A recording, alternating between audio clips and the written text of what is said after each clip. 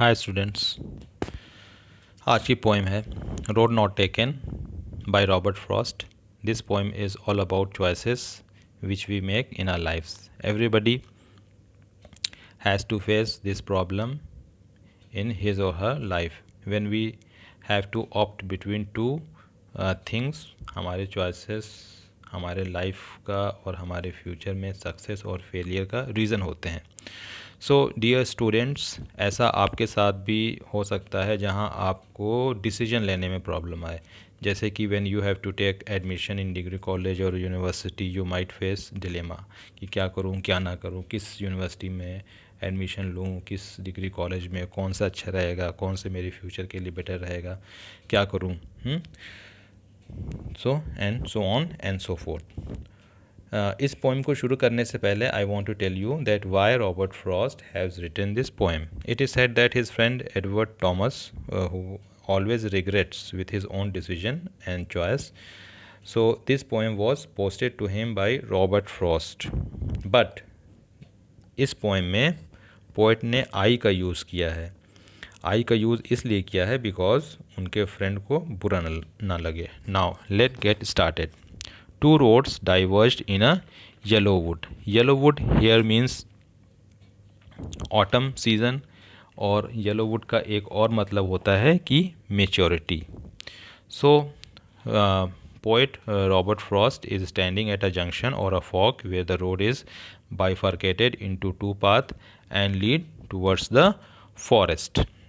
And sorry, I could not take both, and poet regrets that he could not travel on both paths and be one traveler. Long I stood. He was standing there, and he was also one among the many who faces the problem of choice or decision making, and looked down one as far as I could.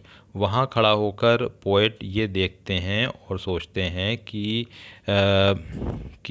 इस path पर भी मैं चलना चाहता हूँ. उसका मतलब जिस पाथ पर भी पोएट चलना चाहता है उसका फ्यूचर क्या होगा. And to where it bent in the undergrowth. और पोएट वहाँ तक देखता है जहाँ तक उसे दिखाई देता है, और फिर वो पाथ फॉरेस्ट में मुड़कर आंखों से ओझल हो जाता है. इसी तरीके से then took the other just as fair.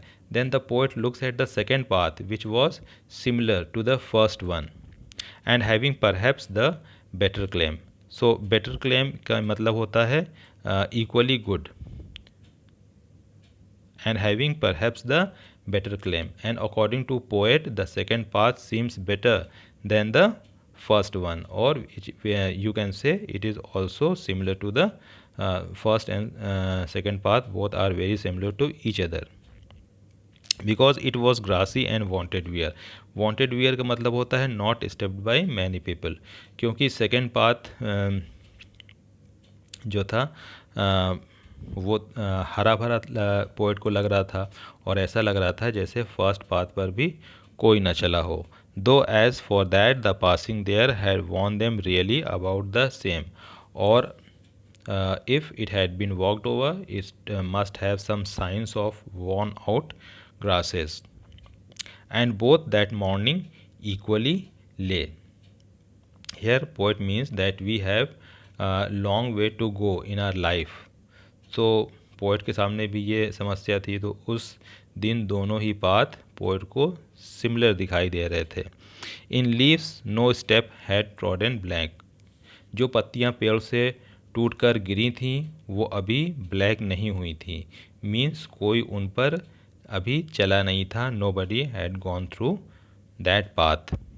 O I kept the first for another day. यहाँ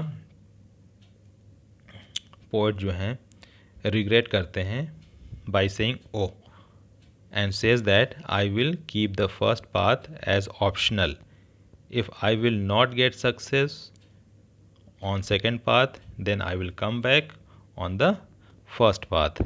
Yet knowing how way leads on to way, he knows that it won't be possible because एक path से दूसरा path मिलता है और निकलता है, और फिर दूसरे रास्ते से फिर तीसरा रास्ता आता है, फिर तीसरे से चौथा आता है, फिर so on and so forth. I doubted if I should ever come back. यहाँ पोइट को शक होता है कि जब मैं सेकेंड पाथ पर चलूँगा तो first it won't be possible for me to come back on the first path. I shall be telling this with a sigh. और फिर पोएट एक लंबी गहरी सांस लेता है और कहता है, क्या कहता है? वही चीज़ कि that it won't be possible for me to come back on the first path somewhere ages and ages hence. तो अब पोएट ये कह रहा है कि ये सेम स्टोरी हमारे सामने, ह्यूमंस के सामने एंशियंट टाइम से चली आ रही है और ये फ्यूचर में भी जब तक ह्यूमंस हैं तब तक ये होता रहेगा। और वो क्या चीज़ होती रहेगी? वो चॉइस मेकिंग की और डिसीजन मेकिंग की। Two roads diverge in a yellow wood and I took the one less travelled by. So दो रास्ते हमारे सामने हैं और उस पर चलते हुए हम कहाँ पहुँचेंगे ये हमें भी नहीं पता, ये हमें भी नहीं मालूम। And I took the one less travelled. और पोएट कहता है कि he has took the path which is not chosen by many people. He had decided to become a poet, writer and author which is not chosen by many, and that has made all the difference, and by that choice he has now become a great writer, poet, author. So dear students, right and wrong decision affects, हमारे सही और गलत decision से फ़र्क पड़ता है।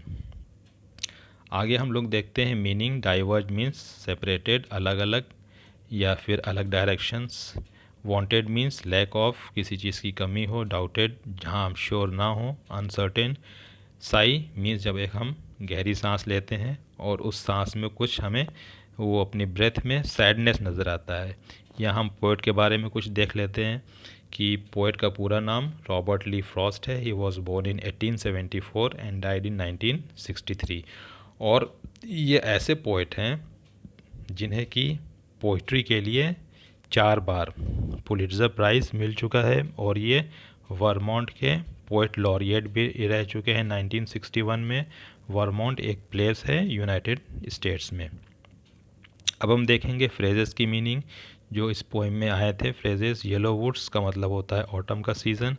Undergrowth means जो छोटे छोटे प्लांट्स होते हैं जैसे ग्रासेस हो गई, फर्न्स हो गए, श्रब्स हो गए, उनको हम अंडरग्रोथ कहते हैं। बेटर क्लेम मतलब कि इक्वली गुड, और बेटर क्लेम का एक मतलब होता है option.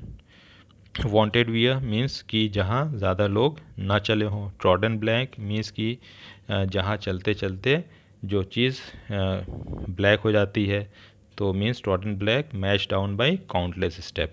Somewhere ages and ages hence means कि पुराने ज़माने से लेके और आगे फ्यूचर तक भी ये होता रहेगा। अब हम कुछ पोइटिक डिवाइसेस देखते हैं जिसमें कि राइम स्कीम है। ये पोएम 4 स्टेंजास की है और हर स्टेंजा में 5 लाइन है, तो उस हिसाब से इसकी राइमिंग स्कीम ए बी होती है। लेकिन ये लास्ट लाइन में एक डिफरेंस का वर्ड पोएट ने यूज़ कर दिया है, तो उसकी वजह से last line, only last line में ही राइमिंग स्कीम ब्रेक होती है। और ये 4 क्विंटेंस है, मतलब कि 4 स्टेंजा है। और क्विंटेंस का मतलब होता है कि एक स्टेंजा में अगर 5 लाइन है, 5 लाइन्स, तो उसे हम क्विंटेंस कहते हैं। जो मीटर यूज़ हुआ है इस पोएम में वो आइएम्बिक टेट्रामीटर यूज़ हुआ है। आगे हम और लिटरेरी डिवाइसेस देखते हैं। एनाफोरा, एंड जो है वो एनाफोरा है सेकेंड, थर्ड और फोर्थ लाइन फर्स्ट स्टेंजा में। इसी तरह से जो रिपीटिशन है वो एजेस को रिपीट किया गया है लास्ट स्टेंजा की सेकेंड लाइन में, एजेस एंड एजेस हेंस। इसी तरह से टू रोड्स डाइवर्ज्ड, ये फर्स्ट और लास्ट स्टेंजा में यूज़ किया गया है। फिर लिटरेरी डिवाइसेस में आगे हम देखेंगे मेटाफर जहाँ की हम और थिंग्स को कंपेयर करते हैं। यहाँ रोड को कंपेयर किया गया है लाइफ से। इसी तरह से इमेजरी होती है जहाँ पोएट रीडर्स के माइंड में एक इमेजिनेशन क्रिएट करता है अपने वर्ड्स के थ्रू, उसको हम इमेजरी कहते हैं। जैसे कि येलो, तो जब हम येलो पढ़ेंगे तो वो कलर हमारे दिमाग में आएगा, येलो कलर। इसी तरह से ग्रासी, तो वो घास वाली चीज़ें हम विजुलाइज कर लेंगे, तो ये इमेजरी होती है, येलो ग्रासी रोड्स। इसी तरह से metonymy, ages and ages hence, मतलब कि सिंस लॉन्ग टाइम से ये होता चला आया है। फिर और भी लिटरेरी डिवाइसेस है। एसोनेंस में जैसे कि as for that the passing there, यहाँ एसोनेंस मीन्स जो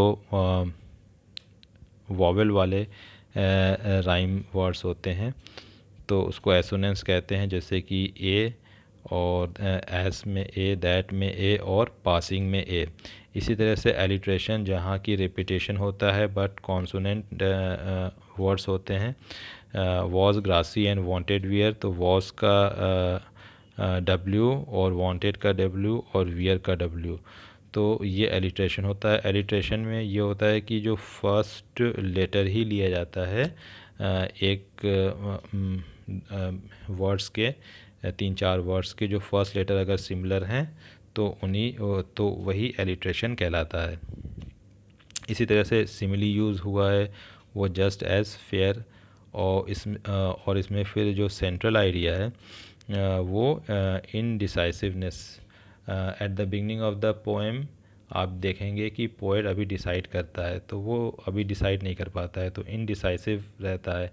फिर एट द एंड पोएट एक करेक्ट डिसीजन ले लेता है, तो फिर मेकिंग करेक्ट चॉइसेस भी, ये भी इसका सेंट्रल आइडिया हुआ। और ये मैसेज हमें क्या मिलता है इस पोएम से कि हमें जब एक तरह से मतलब दो कोई भी ऑप्शन हो लाइफ में और तो उसमें हमें बहुत ध्यान से जो राइट ऑप्शन हमें लगे तो उसी को चूज़ करना चाहिए। इस पोएम की जो सेटिंग है वो रूरल सेटिंग है और ये पोएम जो थी वो पब्लिश हुई थी 1915 में। So that was the explanation of the poem. So dear students, please like, share and subscribe my channel and share this video to your friends. That is all for today. Okay, bye, see you.